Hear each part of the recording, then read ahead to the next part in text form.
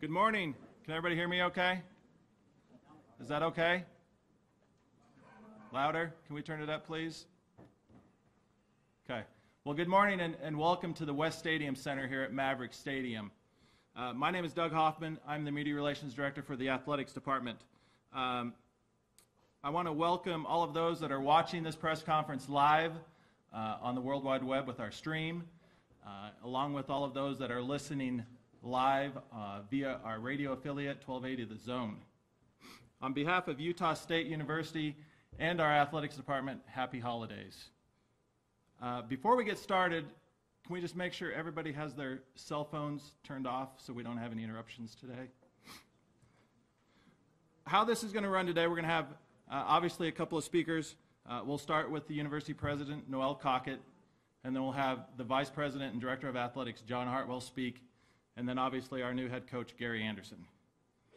When Coach Andersen gets finished, we'll have a few moments for Q&A. We'll have some microphones out in the crowd, so if you want to ask a question, just raise your hand, and we'll bring the microphones to you. The three featured speakers today do have other commitments, so we might have to cut the Q&A short. We'll see how that goes. But if we do, and there's media members that do want one-on-ones, with John and Coach Andersen, we should be able to accommodate those. Okay? So without any further ado, let me introduce our president, Noel Cockett.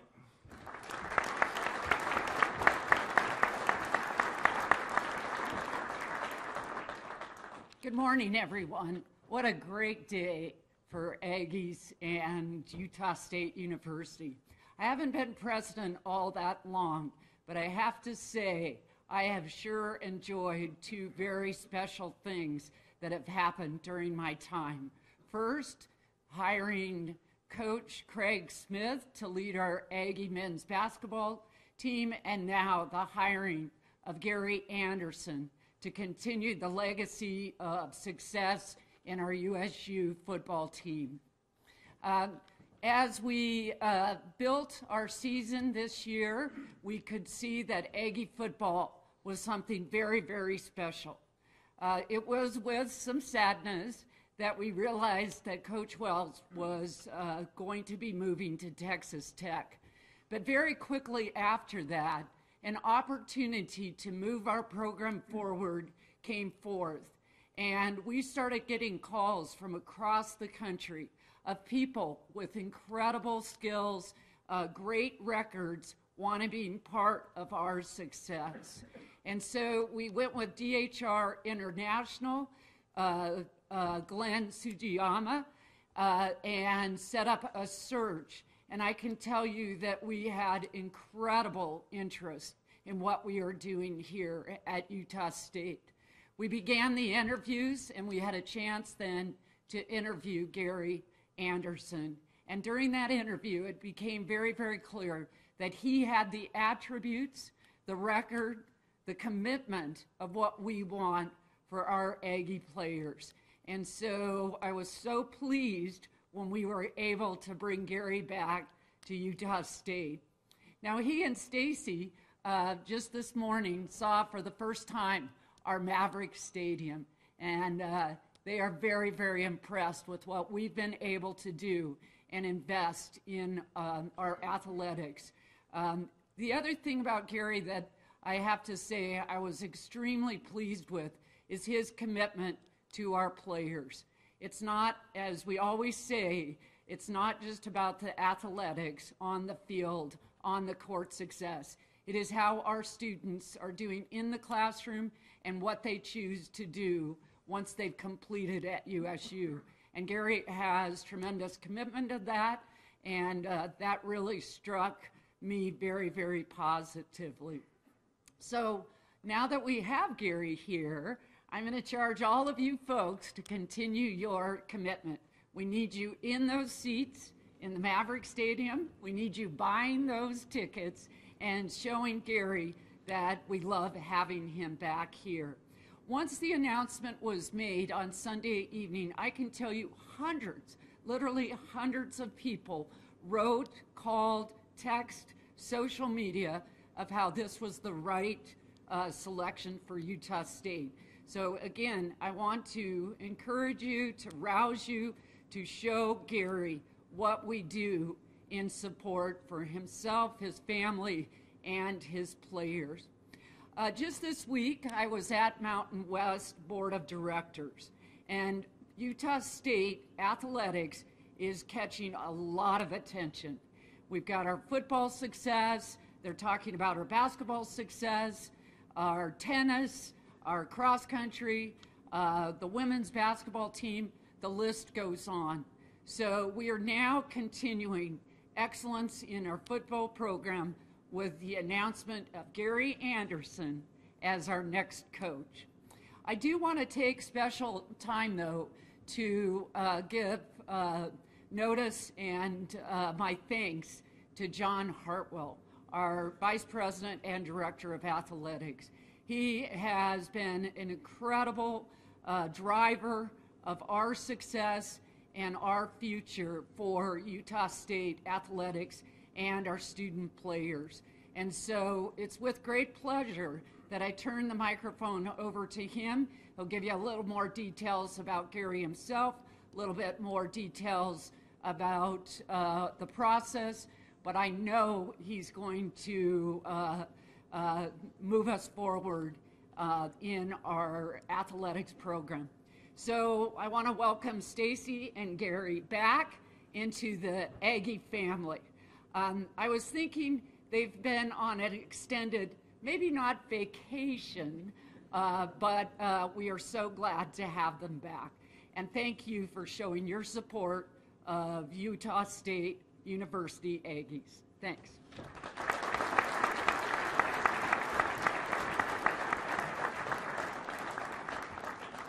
Good morning.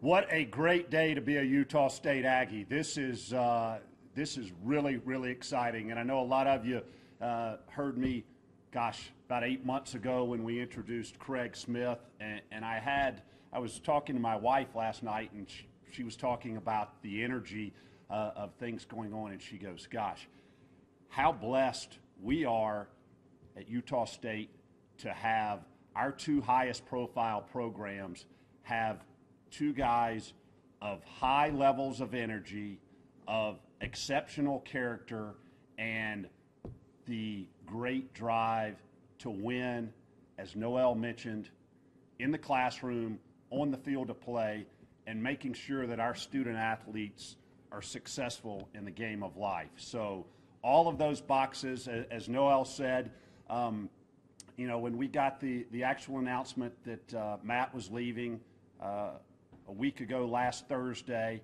and started our process, first and foremost, we wanted to make sure that we went through the process and found the right guy to continue the upward trajectory of Utah State football and athletics as a whole success. And as she also mentioned, tremendous interest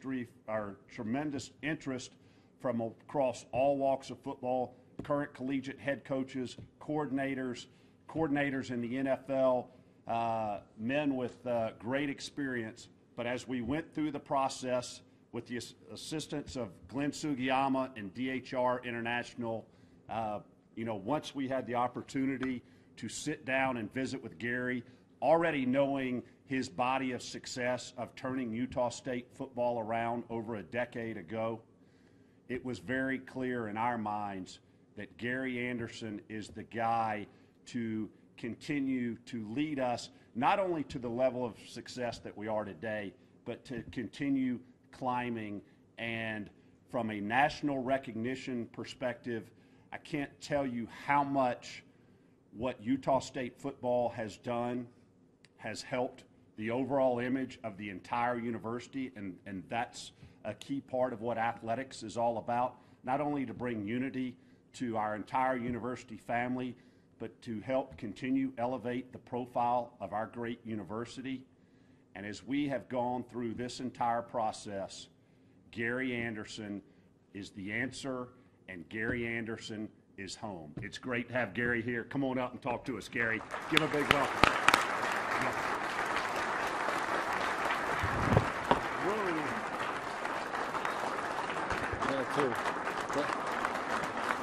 I just broke Channel 2's microphone. Sorry, guys. I appreciate it. Thank you. First of all, but y'all just sat down. How about if we just saw 1, 2, 3 and get a go Aggies? You ready? Okay, let's go. 1, 2, 3. Go Aggies! It's a beautiful sound. I love it. I got a few people to thank real quick. President Cockett and Mr. Hartwell have been unbelievable through this whole process, and it's hard. Those searches are hard. They're time-consuming. They're taxable. They never stop. They go all day long. They go all night, and you wake up, and I'm sure they're just getting hit a million people because a lot of people wanted this job.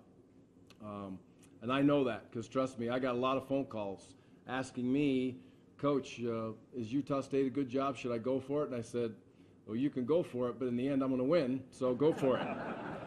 But it was amazing the amount of people that I knew that were reaching out for this job. And as soon as it happened, you know, obviously we were extremely excited, Stacy and I, and the boys were jumping at the opportunity to be able to get involved with this process. So I just say thank you. It means a lot. It was very, very professional. It was done the right way. And where's Glenn at? Is Glenn in here? Where are you at, Glenn? Glenn was awesome. He asked me if I'd make sure I gave a 5-minute speech about how great he is, but we'll just say he's a good guy and move on from there. My wife Stacy, my boys, it's been an awesome transition through coming back from Oregon back to Salt Lake, and got a grandbaby that we had 2 weeks ago that was born here in Logan. Is Raylan out there, Hagan? Are you there? Where? Oh, there.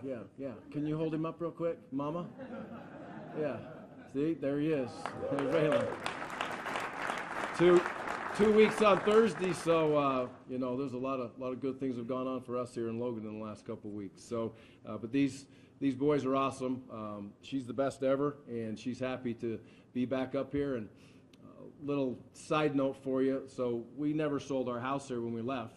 And the boys were still in college. So we will move back into that home now, and they graduated last January. They moved on in life and are being productive with those degrees that they got from Utah State. But that house is no longer a frat house, okay? It's my house again now, just so we all know that. So we'll make sure that we get that announcement out there. And Aggie Nation, it's awesome, the support, the amount of ex-players that had texted me through this whole process, reached out to me, communicated with me about the possibility of getting back here, just to renew the acquaintance that I've had in the past, and the amount of people that we've just been able to reconnect with has been fantastic. So I truly appreciate that, and all those old players. I mean, I was on the phone with Tyler, or texting back and forth with Tyler Larson. It's just amazing where these kids' lives have gone, and it's so fun to reconnect with them. And I look forward to doing that more and more as we go through time. Just a couple more. The staff, Kyle, and the players at Utah were fantastic to me as we went through this transition. It's never an easy thing when you're out there coaching and all these rumors are going around and you're sitting in a defensive line room, and who those kids I love, and they were just fantastic. They just gave me a big hug and said, Coach, go get it. And so I appreciate those guys and the staff at Utah. And then to this year's football team. And then I'll put my notes away and kind of talk about a few things, but it has been absolutely awesome to watch these guys play. The toughness, there's games that have gone down the wire. They've found a way to win a couple of those, and there's games that they've dominated. They've played solid on offense, defense, special teams. There's a great core of kids here from what I can see. I recorded every game I possibly could throughout the year, and I've spent the last 2 weeks watching those games. Obviously, I don't have game film on them, but the last 2 weeks I've watched them on the treadmill, watching them whether on ESPN, ESPN2, or wherever they were, and it's a fun football team to watch. It's a fun brand of football, and congratulations to Matt. It's a tremendous opportunity for him and the staff that went with him, and they're on to a new adventure. And but those young men, I'm excited to watch them play Saturday. Hopefully get that championship in that bowl game, and I'm looking forward to just briefly saying that to them today. I'm excited to watch them play. I'm excited to get back here on January 7th. My job right now is to make sure that we go out and communicate with the young men that have committed to come here. It's imperative that we hire the right people. These young men need to know who their position coach is. They need to know who I am, more about me as we continue through this process. And then we have quite a large class to be able to sign. The most important thing there is communication, being with them, See, that was my own kid with his cell phone too, by the way. Can't follow directions, so come on, Haig. Was it yours? Oh, never mind. That was Stacy's phone. Okay, all right. But back to the young man that we need to go out and recruit. We can recruit here at a high level. I've never been in this facility. I've never been in here, and it is unbelievable. It's a great place to be able to walk the kids in, see the commitment. Awesome place on game day. I'm excited to get on that field and see it from the sidelines as we continue to go through spring ball and move into the season. Coaching staff-wise, it's not hard to find people that want to coach at Utah State that have a very, very high level of interest, and it's from all over the country. And if you don't believe that, I'll probably pick up my phone right now. That's not with me because I left it out of here where it should be. But there's people from all over the country that would love to come here at a very high level, and I'm going to start those interviews as early as tomorrow as we go through this process and get the right coordinators in here for these young men, get the right coaches in here that simply believe in what we believe and what we've always believed in here. We have a true set of core values. We're going to hold those kids accountable. They need to stay on the right-hand side of those core values. We're going to be there for them. I'm going to hire coaches that cares about kids first. It's not all about football. The X's and O's are important, but they have to understand you need to be able to care about kids. And the ultimate goal is when they're done at Utah State and they have that degree in their hand, we have them prepared for life. And it's not just a degree. It's the ability to go through our process and our Beyond Football program that we're going to build, and it's going to be powerful, that those kids have internships, they build relationships, they have opportunities to go get a job and feel comfortable with that job and not take 6 to 8 months searching for a job. And that is something that I've learned in my journey over the last 7, 8, 9 years now, is of the utmost importance to me. And we'll make sure that that program is powerful. Yes, it's a good recruiting tool, but it's really not a recruiting tool. It's ability for young men to know that we care about them. And our coaches will be that way. That'll be the number one priority for them. Academically, this is a great place. You can come into Logan now, and it's very different from a recruiting standpoint. To walk in here, it's grown, it's bigger. It just carries itself in a way that, what an awesome place to drop off a young man and have him go to school for 4 or 5 years and prepare himself for the future. So to say we're excited. Hey, what's up, Wiles? How you doing, brother? It's good to see you. Good to see you, babe. All right, okay. But it's an awesome place to be for young men, and we'll continue to work our tails off to make sure that we get the right people in those seats to be able to take care of the kids. And there's a great core. I'm excited again to get to know these young men, but I need to leave them alone right now because they have unfinished business to go get that bowl game victory. As we go forward, if there's anything that we can do in the community, it matters to me, it matters to our staff, it matters to our young men in the program. We want to be involved, okay? Stacy does some great things.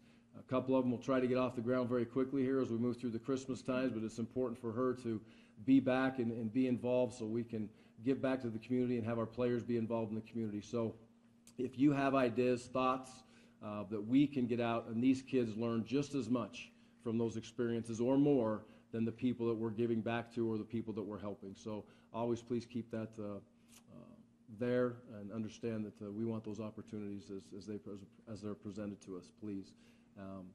And I'm just going to say this, I'll open up for questions at the end. This is an awesome, awesome opportunity for myself, my family. We're blessed to be here. There's nowhere else in the world we would rather be, and we're going to do all we can to get ourselves to where we need to be an elite program, compete for championships, play meaningful games in the month of November, but also to make sure that these young men leave here in a position to be able to take care of themselves and whatever they create as they move forward in life, whether that's a wife, a family, or whatever it may be. So thank you for having me here. Go Aggies, and I'll take your questions from there. Yeah, raise your hand if you have a question, and we'll bring you guys a mic.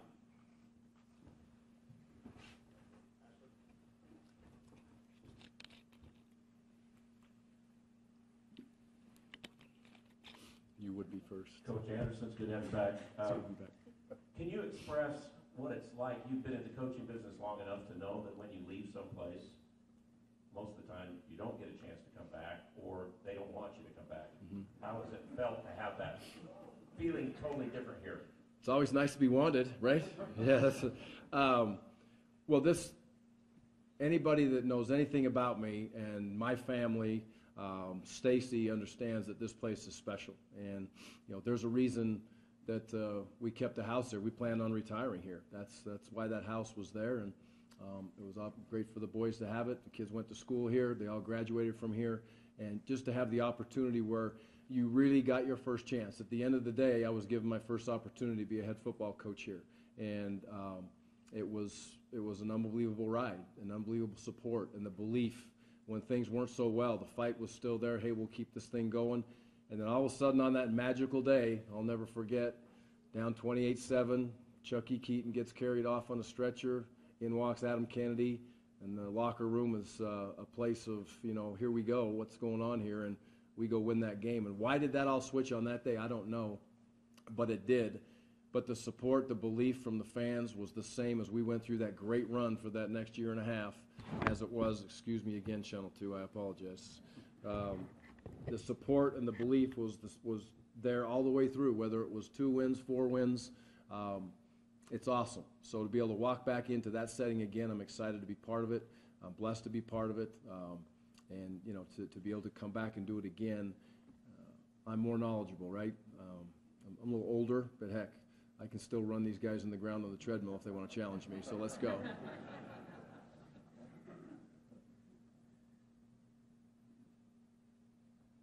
That was easy. That a wrap? Let's go.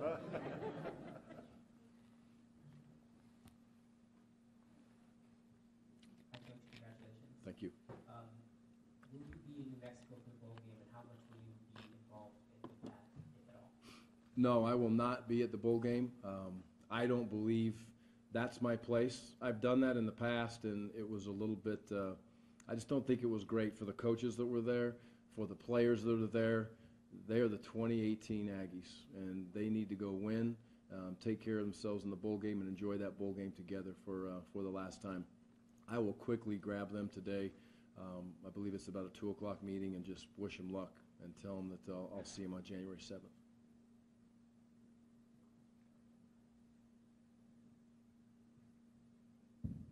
Any chance, and this is maybe as much a question for you as, and maybe more for John, any chance we see the Utes come back and play on our field again? It'd be great to beat them again here. That'll get me some messages. I'll let you have that one. That's probably a John Hartwell and Mark Harlan conversation that we've already started. So yeah, but we would obviously love to have them back. As I've mentioned though before in the media, it's not about a guaranteed game down there. Our program is at a level we shouldn't be playing anybody. Anybody like that should be a home and home game. It should not be a 2-for-1, anything like that. Our program is at the level, yes, from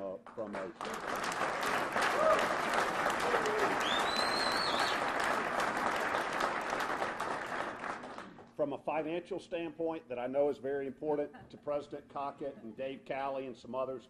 Yeah, we need to still go play one money game a year, but you know what? Our phone's not ringing near as much as it used to be. It used to be, oh, people, hey, yeah, we want to play Utah State. That's not a, when they exchange $1.5 million, $1.6 million, even up to almost $2 million. Now when we go to Tuscaloosa in about 3 years, people used to like to check that off and say, hey, that's a guaranteed win for us. That's not the case anymore with the Aggies. But yes, we will have conversation, continuing dialogue with the Utes to get them back on with a home and home.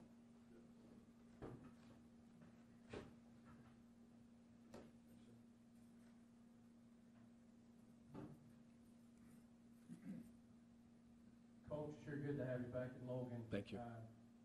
On coordinators, have you got some guys in mind and the system you're going to run? Will that depend on what coordinators you get, or how do you look at that? Well, we will absolutely be very similar in our offensive approach.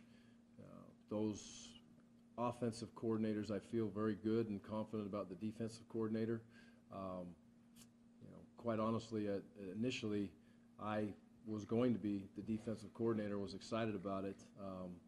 But as soon as we got deep into this process, I had an individual that has approached me and wants to do it, and there's very few people right now that I would say, hey, I want you to do the defense. But that guy's there, and I think that is solidified, which should be awesome. On the offensive side of the ball, We'll interview a couple people as we move through this week and hopefully get that done sooner than later. And I would like him to be able to have a say on a couple of those offensive coaches so we can interview them together. The one thing I am going to do this time that I've done a little different is I will take my time. I don't feel like I'd like to get those coordinators, know who they are. I'd like to get them solidified, but then I want those coordinators to feel comfortable and be involved in the process with those other assistants. And that's vital to this process, and I've learned that as we've gone through time. And we'll have them ready to go when we get back. You know, the recruiting situation right now, you have the rest of this week, and we're not going to have those guys in that setting. So then we can buy ourselves a little bit of time and go through the holidays and then jump on the road recruiting from there. But by the time we get back on January 7th, we need to have the whole staff here ready to go, all in support of each other, all understanding each other, and we will meet quite a bit, recruiting, scheme, and all the scenarios as we go through the holidays. But we'll move quickly with the coordinators and take our time a little bit. Anybody that knows me know I'm an extremely patient person. I can just kick back and relax, and so that's hard for me to do that. You know, patience and delegation, the two things I'm best at. Not, okay? Nah.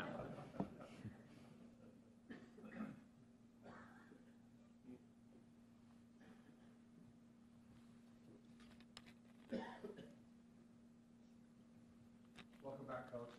Thank you. We talked about the coordinators and positions we need to fill, but I was wondering if we're going to hire from within for the strength and conditioning coach, because that guy did a great job with this program for so long, or if you've had any thoughts on that? Yeah, right down the same lines I have with the coordinators, the position coaches. That the strength coach is just another assistant coach, and quite frankly, the strength coaches, coaches talk about this all the time, but this is so true. The strength coach sees those young men as more than anybody, quite frankly, every single day in the weight room, spending the time with them. So it is a critical hire.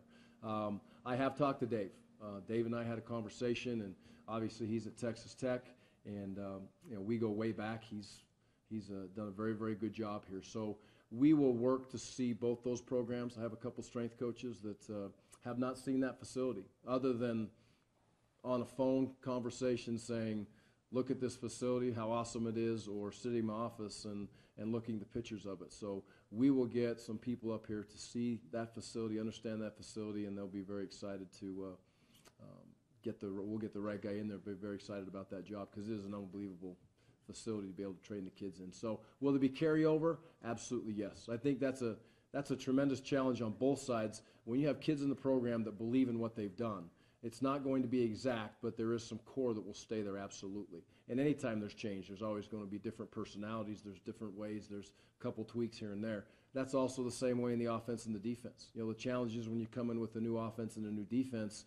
You know, are the kids going to have to learn everything, or coach is going to learn everything? Do you want 100 people to learn something, or 50 people on one side of the ball, or do you want 5 or 6 coaches to learn something? So we'll take the good, we'll pick the good in all those areas, and make sure we make the transition as simple and clean as we can for the kids, but also obviously try to improve every year.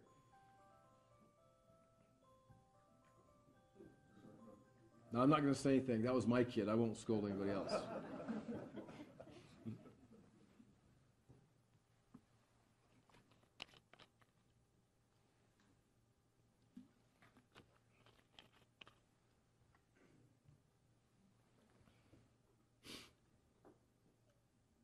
Gary's been 10 years to the day almost when we were down in the other building asking you these same questions.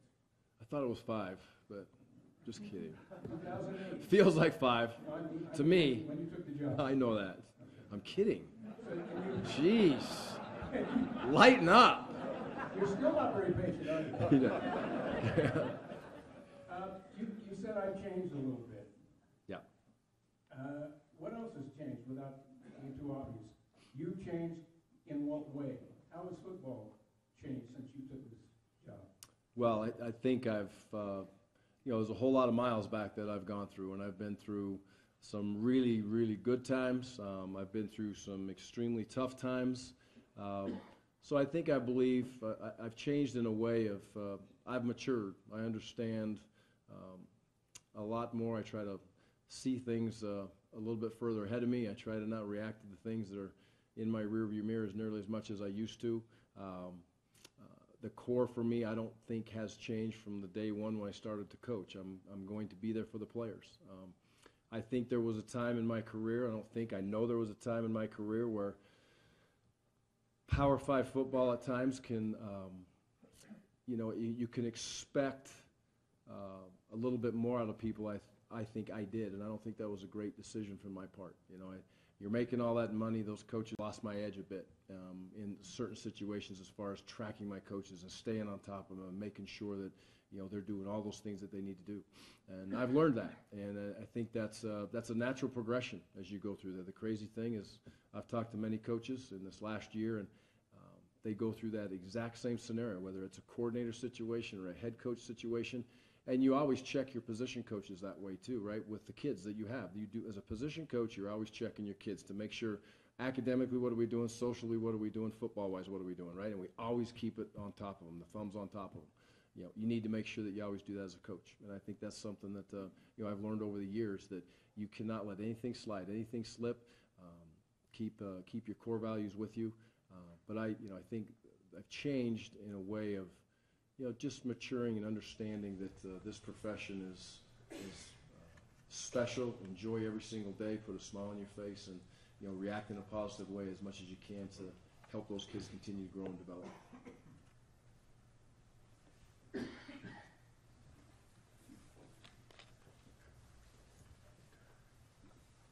Coach, as Aggies, it's great to have you back here at Utah State University. Thank you.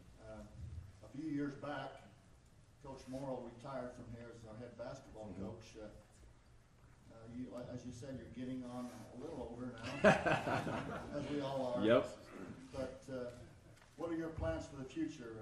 Are you going to take over Stu's spot and retire here in about 10 years? Yeah, there's no doubt that what she's told me and what JD has planned for the new house, then yeah, I'm going to live in that house for a long time, because he'll be taking care of that house and getting it where it needs to be. This has always been where we plan to end it. We're fortunate. We have a house in Salt Lake by Stacy's mom, who's down there, and so we'll be able to, and she'll be able to still have her family. They'll come up here. She'll be able to go down there and spend time when she needs to and when I need to. But this is, Cache Valley is where we wanted to be, and anybody that knows us has known that for a long time. And I've said it in the interview. I don't have plans to go jump here and go coach there and go do this. This is, I would love to stay somewhere for a long period of time and build a team that is a consistent winner. Every year is not special wins, right? You don't have 10 wins, 11 wins, 12 wins every single year. But to me, in this game of football that we play, when you get to 6 or 7 wins and you can get a bowl game, hopefully get a bowl game nowadays with 6 or 7 wins, then people would deem that as technically a good year because you get a reward. When you get to 8 or 9 wins, that's a great year. That's a great year. And when you get double-digit wins, that's an elite year. And I would love to get Utah State to the point to where consistently we're seeing those types of efforts, right? Where it's great and elite, and it's hard to do. Okay? It's easy to sit up here and talk about those things, but a consistent winner would be something that would be absolutely a dream of mine to be able to, bring that to Utah State, and all of us work together to be able to get that done with some tremendous young men that go to work with every day. Coach Jay. Yeah, what's up, man? I know you're talking about special wins.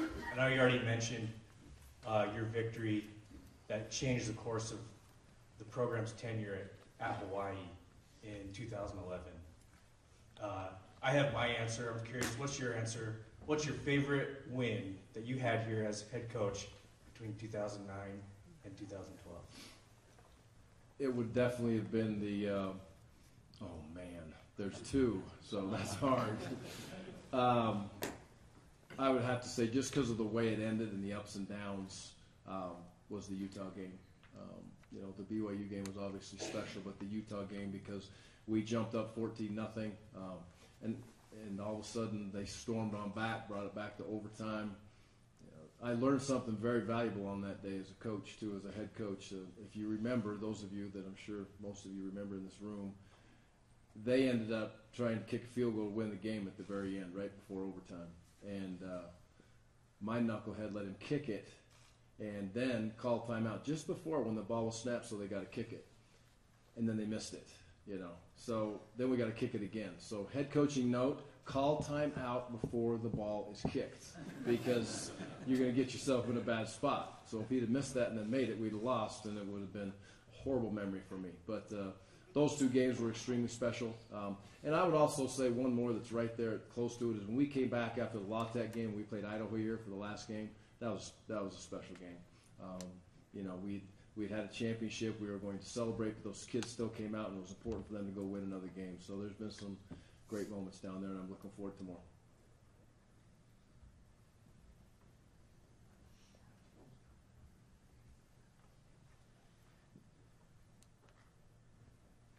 Good, brother. Any other questions? Okay. Thank you all. Again, I appreciate it. God bless. Go Aggies.